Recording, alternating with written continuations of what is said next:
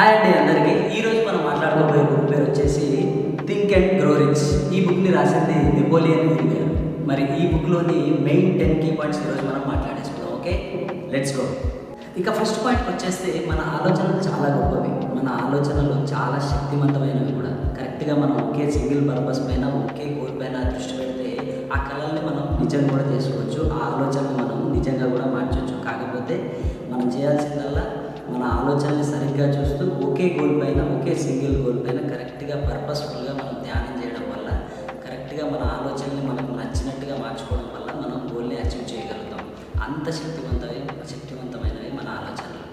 ఇక సెకండ్ పాయింట్కి వచ్చేస్తే కోరిక. మనకు బలమైన కోరిక ఉండాలి. మనకు కావాల్సిన దానికోసం, మనం సాధించాలనుకున్న గోల్ కోసం, లక్ష్యం కోసం మనకు బలమైన కోరిక ఉండాలి. బర్నింగ్ డిజైర్ అంటారు కదా. ఎంత అంటే ఆ గోల్ కోసం, ఆ లక్ష్యం కోసం మనం దేన్నైనా పనంగా పెట్టేలాగా, మన ప్రాణాన్నైనా త్యాగం చేసే అంత బర్నింగ్ డిజైర్ ఉంటే మనం ఖచ్చితంగా మనం అనుకున్నది సాధించగలం. ఎందుకంటే మనకు అంత బలమైన కోరిక లేకుంటే మనం సాధించడానికి వెళ్ళేటప్పుడు మేబీ మధ్యలోనే ఆగిపోవడం, లేదంటే ఇంకా చాలా ఓపిక లేకపోవడం లాంటివి జరుగుతాయి. కాబట్టి బలమైన కోరిక ఉండాలి. బలమైన కోరిక, ఎంత బలమైన కోరిక ఉంటే అంత పెద్ద సక్సెస్ అనేది మన సొంతం అవుతుంది. ఇక థర్డ్ పాయింట్కి వచ్చేస్తే నమ్మకం. మనల్ని ఎవరు నమ్మినా నమ్మకపోయినా మనపైన మనకు నమ్మకం ఉండడం అనేది చాలా చాలా ఇంపార్టెంట్. ఎందుకంటే నమ్మకం లేకపోతే మనం ఏది సాధించలేము. సరే, మనం వేరే వాళ్ళు ఎవరు నమ్మతలేకుండొచ్చు, మనం చేసే పనులను బట్టి వాళ్ళకు అంత నమ్మకం లేకపోవచ్చు, కానీ మనపైన మనకు అనేది చాలా నమ్మకం ఉండాలి. నమ్మకం, మనం అనుకున్న డిజైర్, మనం అనుకున్న కోరిక, మనం అనుకున్న గోల్, లక్ష్యం ఏదైతే ఉందో అక్కడికి చేరుకోవడానికి మనపైన మనకు నమ్మకం ఉండడం అనేది చాలా ఇంపార్టెంట్. నమ్మకం ఉంటేనే మనం కరెక్ట్గా మన లక్ష్యాన్ని సాధించగలం. బలమైన నమ్మకం. ఎంతమంది 1000 మంది మనకు ఎదురుగా నిల్చొని నువ్వు చేస్తున్న తప్పన్నా కూడా, లేదు నేను చేస్తున్నా, నేను వెళ్తున్న దారి కరెక్టే అనేంత ధైర్యం, అనేంత నమ్మకం మనపైన మనకు ఉన్నప్పుడే మన లక్ష్యాన్ని మనం కరెక్ట్గా చేరుకోగలం. ఇక ఫోర్త్ పాయింట్కి వచ్చేస్తే మనం స్కూల్లో, కాలేజ్లో, యూనివర్సిటీల్లో డిగ్రీలు చదువుకొని పెద్ద పెద్ద చదువులు చదివినాక కూడా మనలో కొంతమంది మాత్రమే పెద్ద స్థాయికి వెళ్తారు, పెద్ద కోటీశ్వరులా మిగిలిపోతారు, లేదంటే పెద్ద మంచి స్టేటస్కి వెళ్తారు. కానీ అందరూ అవ్వలేరు. ఎందుకంటే ప్రత్యేకమైన తెలివి ఉండాలి. మన అందరితో పాటు మన స్కూల్ కాలేజ్ డిగ్రీస్తో పాటే మనకు ప్రత్యేకమైన గుర్తింపు. అంటే ఎవరు చేయలేని పని ఇది మనం చేస్తున్నామంటేనే ప్రత్యేకత వస్తుంది. కానీ అందరితో పాటు మనం ఏం చేస్తే మనం కూడా అందరిలానే ఉండిపోతాం. ప్రత్యేకమైన తెలివి చాలా చాలా అవసరం. ప్రత్యేకమైన తెలివి అంటే అందరిలో గుంపులో గోవింద లాంటి పని కాకుండా ఏదో ఒక యూనిక్గా ఏదైనా చేస్తే మాత్రమే మనం సపరేట్గా స్పెషల్ వర్క్ అని ఉంటాం కదా, స్పెషల్గా ఉంటాం తప్పించి అందరిలాగా అందరు చేసేస్తున్నారు, నేను కూడా సేమ్ వాళ్ళ ప్యాటర్న్లోనే ఫాలో అవుతానంటే అవ్వదు.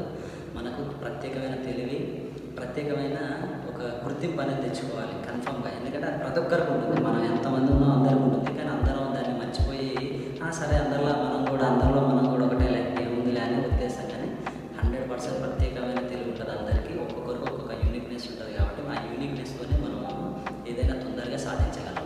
ఇక ఫిఫ్త్ పాయింట్కి వచ్చేస్తే మనకి ఎంత తెలివి ఉన్నా, మనం ఎంత జ్ఞానం సంపాదించినా కూడా లోకంలో ఉన్న అన్ని విషయాలు మనం తెలుసుకోలేం కదా. అన్ని విషయాలు తెలుసుకోలేం కాబట్టి మనకు టీం వర్క్ అనేది చాలా చాలా ఇంపార్టెంట్. మన ఫ్రెండ్స్ గ్యాంగ్ కావచ్చు, లేదంటే మన బిజినెస్ పార్ట్నర్స్ కావచ్చు, మనం ఖచ్చితంగా టీం వర్క్ చేస్తేనే మన లక్ష్యానికి ఇంకొంచెం తొందరగా వెళ్ళిపోవచ్చు.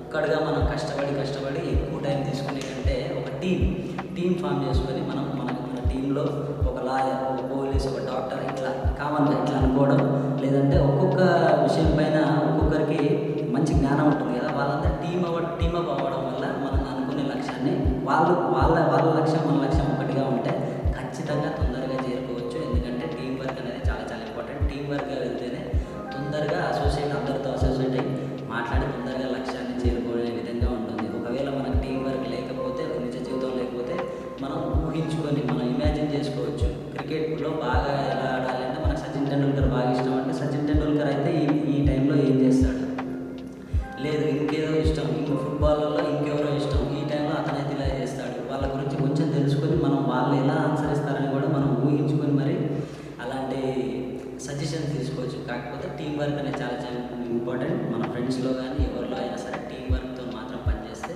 ఖచ్చితంగా మన గోల్ని తొందరగా చేరుకోవాలి. 6వ పాయింట్కి వచ్చేస్తే ఊహించుకోవడం.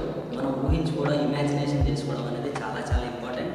మనం ఏదైనా సాధించాలనుకున్న గోల్ని ముందుగానే మనం ఆల్రెడీ సాధించేసినట్టు ఊహించుకొని అలా బిలీవ్ చేస్తూ నడుచుకోవడం పోతూ ఆ ఆ ఊహను అనేది నిజం చేయడానికి సబ్కాన్షియస్గా మనం ప్రిపేర్ అయిపోతాం. మనం ఇప్పుడు సపోజ్కి ఏదైనా సాధించాలనుకుంటున్నాం, కానీ ఇంకా చాలా దూరంలో ఉంది, అది సాధించేటప్పటికి కదా మనం చూసుకుందాం అనేసి వదిలేసే కంటే మనం ఏం చేయాలంటే ఆల్రెడీ అది నేను సాధించేశాను, అది సాధించాక నేను ఎలా బిహేవ్ చేస్తాను, ఎలాంటి అలవాట్లు మారిపోతాయి, ఎంత నేను దాన్ని ఓన్ చేసుకోగలుగుతాను అనేది ముందే ఊహించుకోగలిగితే ఇమాజినేషన్ అనేది చాలా చాలా ఇంపార్టెంట్. ఇమాజినేషన్ కరెక్ట్ ప్లాన్ పర్పస్ఫుల్గా ఇమాజినేషన్ చేసుకుంటే ప్రతి ఒక్క గోల్ని రీచ్ అవ్వచ్చు. ఈ బుక్లో చెప్పే మెయిన్ పాయింట్లో ఇదొకటి. ఇక 7th పాయింట్ వచ్చేస్తే మనం గుర్తుపెట్టుకోవాల్సింది ఫెయిల్యూర్స్కి భయపడకుండా ఉండడం. మనం ఏ పని స్టార్ట్ చేసినా ఎవరైనా సరే ఫస్ట్లో ఫెయిల్యూర్స్ రావడం చాలా చాలా సహజం.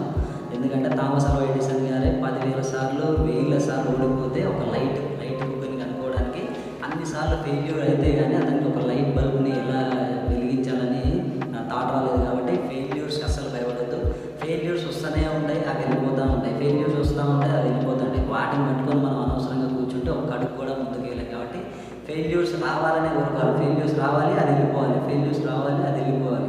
100% వచ్చిన ఫెయిల్యూర్ వెళ్ళిపోతుంది. కానీ ఒక్కసారి విన్ వస్తే, ఒక్కసారి విజయం వస్తే అది వెళ్ళకుండా కాపాడుకోవాల్సిన బాధ్యత మాత్రం మనది. ఫెయిల్యూర్స్కి అస్సలు భయపడకుండా ఒక అడుగు ముందుకేసే వాళ్ళకే విజయం ఉంటుంది ఎప్పుడైనా. కాబట్టి ఫెయిల్యూర్ అనేది నథింగ్, దాన్ని ఎప్పుడు సీరియస్గా తీసుకోవద్దు. ఓకే, ఫెయిల్యూర్ వచ్చిందంటే ఒక స్టెప్ నువ్వు ముందుకేసావు, దాని గురించి నీకు తెలిసింది. కాబట్టి మనకు తెలిసింది, అరే ఇట్లా చేస్తే ఫెయిల్ అవుతుంది కాబట్టి అది చేయొద్దని ఒక విషయం మనకు తెలిసింది, కానీ దానివల్ల మనం నష్టపోయింది ఏం లేదు. సో ఫెయిల్యూర్స్ భయపడకుండా కూడా మెయిన్ ఇంపార్టెంట్ థింగ్. ఇక 8th పాయింట్కి వచ్చేస్తే మనం చేసే ప్రతి పని మన గోల్కి దగ్గరగా ఉండేలా చూసుకోవాలి. మనం పొద్దున్న లేచిన దగ్గర నుంచి మనం సాయంత్రం మన డే ముగించే వరకు మనం చేసే ప్రతి పని కూడా మనం అనుకున్న గోల్, మనం అనుకున్న పర్పస్కి దగ్గర అయ్యేది, దానికి అటాచ్ ఉన్న పనులు మాత్రమే చేయాలి. వేరే పనులను పెద్దగా పట్టించుకోవాల్సిన అవసరం లేదు.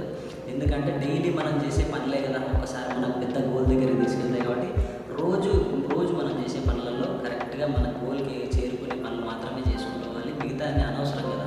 సో మన గోల్కి ఏదైతే అవసరమైన యాక్షన్స్ ఉన్నాయో ఆ యాక్షన్స్ మాత్రమే తీసుకుంటూ ఉండాలి. ఏదైనా సరే, చిన్న పని అయినా సరే, ఓకే నా గోల్కి ఇది పనికి వస్తుంది, ఉపయోగపడుతుంది అంటే కరెక్ట్గా అలాంటి పనులు చేస్తే మాత్రమే మన గోల్ని ఇంకా కొంచెం దగ్గరగా చేరుకునే వాళ్ళు అవుతాం. కాబట్టి డైలీ యాక్షన్ తీసుకునేటప్పుడు గోల్కి దగ్గరగా ఉన్నాయి మాత్రమే తీసుకోవాలి. దగ్గరగా ఉన్నాయి తీసుకుంటే గోల్ తొందరగా చేరుకోవచ్చు. ఇక 9th పాయింట్కి వచ్చేస్తే పాజిటివ్ మైండ్ సెట్తో ఉండడం. మనం ఏదైనా సాధించాలనుకున్నప్పుడు ఆ గోల్ గురించి కానీ లక్ష్యం గురించి ఎప్పుడు పాజిటివ్ మైండ్ సెట్తో ఉండాలి. గోల్ అనే కాదు, నార్మల్ డేలో కూడా మనం ఎప్పుడు పాజిటివ్ మైండ్ సెట్తోనే ఉండాలి. అనవసరమైన నెగిటివ్ థాట్స్ని రానివ్వద్దు. పాజిటివ్ మైండ్ సెట్తో ఉంటేనే మనల్ని మనీ కానీ ఫేమ్ కానీ ఏదైనా అట్రాక్ట్ చేస్తుంది. మనం ఎప్పుడైతే నెగిటివ్ థాట్స్లో పడిపోయి అబ్బా నేను ఇది చేయలేను, అది సాధించలేను, వీళ్ళు ఏమనుకుంటారు, వాళ్ళు ఏమనుకుంటారు అనుకున్న ఒక 4-5 నెగిటివ్ థాట్స్ వచ్చాయంటే మొత్తం డే అంతా సర్వనాశనం అవుతుంది. కాబట్టి అలాంటి వాటిని దూరంగా పెట్టేసి హ్యాపీగా పాజిటివ్ ఉండడం వల్ల 100%గా మనం పాజిటివ్గా ఎప్పుడైతే థింక్ చేయడం స్టార్ట్ చేస్తామో ఆటోమేటిక్గా మన లోపల నుంచి పాజిటివ్ థాట్స్, పాజిటివ్ టాక్ అన్నీ స్టార్ట్ అవుతాయి. కాబట్టి ఎప్పుడు మన గురించి అయితే ప్రత్యేకంగా ఎప్పుడు పాజిటివ్ ఉండాలి. నాకంతా మంచి జరుగుతుంది, మంచి జరగకపోయినా నేను దాని నుంచి ఏదో నేర్చుకుంటాను అన్నట్టే ఉండాలి. ఉంటాము కూడా. యాక్చువల్లీ మనం పాజిటివ్గా ఉండడం స్టార్ట్ చేసినప్పుడు అన్నీ ఆటోమేటిక్గా పాజిటివ్ జరుగుతూ ఉంటాయి. ఇది మ్యాజిక్ లా జరుగుతుంది. నేను ఆల్రెడీ నాకు కూడా జరిగింది, అందరికీ కూడా జరుగుతుంది, నాకే కానీ ప్రతి ఒక్కరికి జరుగుతుంది. కాబట్టి పాజిటివ్ మైండ్ సెట్తో ఉండడం చాలా చాలా ఇంపార్టెంట్. పాజిటివ్ మైండ్ సెట్తో ఉంటేనే మన గోల్ని మనం హ్యాపీగా తొందరగా రీచ్ అవ్వచ్చు. ఇక 10th పాయింట్, లాస్ట్ పాయింట్కి వచ్చేస్తే మనకు పట్టుదల అనేది చాలా చాలా అవసరం. పట్టుదల ఉంటేనే మనం ఏదైనా సాధించగలం. చిన్న విషయం దగ్గర నుంచి పెద్ద విషయాల వరకు పట్టుదల అనేది, స్టబ్బర్నెస్ అంటాం కదా, చాలా చాలా అవసరం. ఎంత పట్టుదల ఉంటే అంత పెద్ద లక్ష్యాన్ని మనం ఉండగలం. పట్టుదల మనకు ఎంత ఉంది, మనం ఆ పట్టుదలని వదలకుండా, లేదంటే ఏదైనా చిన్న ఓటమి రాగానే దాన్ని వదిలేయడం, లేదంటే ఎవరో ఏదో అన్నారని వదిలేయడం కాకుండా మన పట్టుదల ఎంత గట్టిగా ఉంటే అంత పెద్ద లక్ష్యం. ఇది ఒక్కటి మాత్రం గుర్తుంచుకోవాల్సిన విషయం. మన పట్టుదల ఎంత గట్టిగా నమ్ముతున్నాం, మన నమ్మకం మన గోల్ పైన, మన లక్ష్యం అనేది ఇంపార్టెంట్. మిగతా డిస్ట్రాక్షన్స్ పైన ఒక్కసారి కూడా ఫోకస్ పెట్టాల్సిన అవసరం లేదు. అది వేస్ట్ ఆఫ్ టైం. దాని బదులు ఏదైనా వీడియో చూడడం కూడా మనకి ఇంపార్టెంటే, కానీ వేస్ట్ ఆఫ్ డిస్ట్రాక్షన్స్ పైన మనం వేరే ఇన్స్టాగ్రామ్ లేదంటే వేరే రీల్స్ చూసుకొని టైం వేస్ట్ చేయడం కంటే మనకు అవసరమైంది ఏదన్నా ఒక 5 minutes ఉండడం కూడా ఎంత మంచిది. కాబట్టి స్టబ్బర్నెస్గా ఉండాలి. పట్టుదల అనేది చాలా చాలా ఇంపార్టెంట్. పట్టుదల ఉంటే లక్ష్యం, పెద్ద లక్ష్యం అయినా సరే తొందరగా చేరుకోగలరు. థింక్ అండ్ గ్రో రిచ్లోని main 10 key points. So thanks for watching.